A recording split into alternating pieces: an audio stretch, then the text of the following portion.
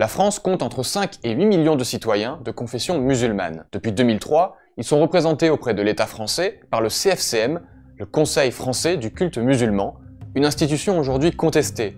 On vous explique pourquoi l'islam de France est aujourd'hui en crise.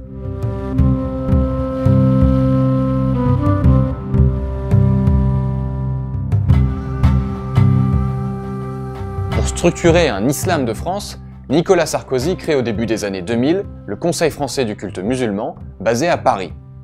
Cette institution veille à la construction des mosquées, à la gestion du marché du halal, mais aussi à la formation des imams, ainsi qu'à leur présence dans l'armée, les prisons ou les hôpitaux. Le contexte, c'était les attentats des années 90. Il y a eu aussi la montée d'une communauté importante en France. L'affaire du voile. L'État cherchait des interlocuteurs représentatifs de la religion musulmane en France. C'est ça la clé de l'histoire.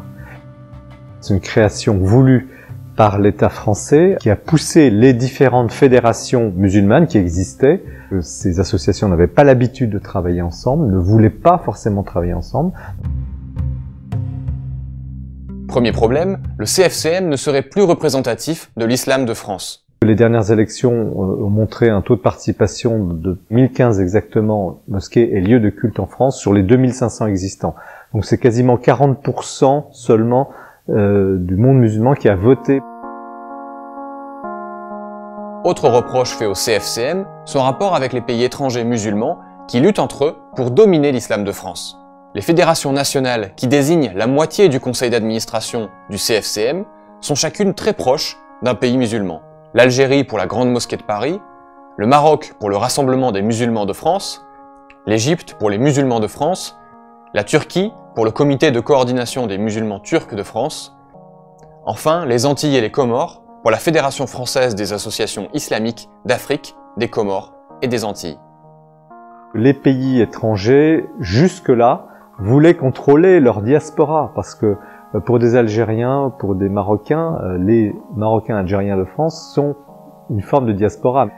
Et ce monde-là, finalement, vit par rapport au passé, par rapport à ses attaches culturelles d'origine et ne se projette pas dans un islam de France. Donc vous avez sans arrêt des batailles d'ego, qui va être président.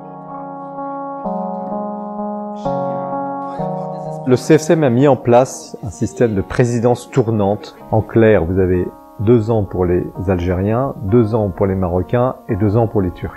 C'est censé éviter les rivalités, mais en même temps, vous avez des présidences qui sont là parce que il fallait prendre le tour, mais qui sont pas forcément les hommes de la situation.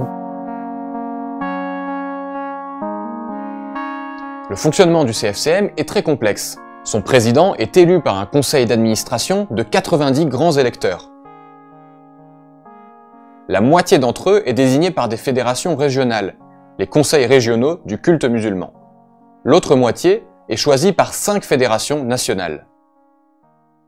Le vrai problème, c'est qu'il y a quasiment la moitié des représentants du CFCM au niveau national sont des représentants cooptés, non élus. Et ça pose un gros problème. C'est-à-dire que chaque fédération met en place ces gens et le terrain ne se retrouve pas dans sa représentation. Autre conséquence de cette crise du CFCM, l'islam de France se divise. Des concurrents de plus en plus nombreux au CFCM apparaissent. En 2016, la fondation de l'islam de France voit le jour. Il s'agit d'une fondation laïque et dirigée depuis 2018 par l'intellectuel Ghaleb Bencheikh. Son but, favoriser un islam humaniste en soutenant des projets dans les domaines de la culture et de l'éducation. 2 ans plus tard, l'association Les Musulmans est créée par Marwan Muhammad, un activiste controversé et ancien directeur du Comité contre l'islamophobie en France. En 2019, c'est l'association musulmane pour l'islam de France qui est fondée par l'essayiste Hakim El-Karoui. Il souhaite d'un côté favoriser la formation d'imams français et de l'autre, réguler le culte musulman sur le plan économique, mais aussi lutter contre la radicalisation.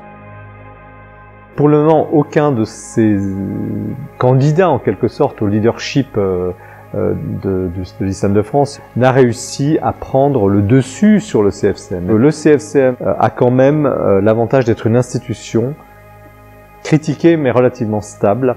Depuis plusieurs années, l'État prône une réforme de cette institution, jusqu'ici avec peu de succès. Résultat, en 2019, un conflit ouvert éclate entre le ministre de l'Intérieur, Christophe Castaner, et le CFCM. Je ne peux hélas que constater une certaine frilosité. J'ai d'ailleurs invité le CFCM à aller plus loin, à évoluer et à répondre aux attentes qui étaient venues et exprimées sur le terrain. Ils essaient de pousser le CFCM à mieux s'organiser sur le plan départemental, donc décentraliser ce CFCM trop national, créer des vraies structures départementales, parce que c'est là que tout se joue, on connaît le préfet, on connaît les maires. Et l'État français voudrait qu'il y ait dans chaque cellule départementale du CFCM des cellules de lutte contre la radicalisation. Un problème important pour l'islam de France, selon une étude de 2016, plus de 28% des jeunes musulmans seraient attirés par le rigorisme religieux. Le CFCM a tenté d'y répondre en créant en 2017 une charte qui impose des critères pour le recrutement des nouveaux imams. L'État français secoue, il n'y a pas d'autre terme, le CFCM, pour qu'il avance et qu'il lutte contre le vrai sujet, qui est quand même la lutte contre la radicalisation. Et là, effectivement, les mosquées traditionnelles, les mosquées classiques, celles qui votent au CFCM, n'ont pas la main sur les mouvements radicaux.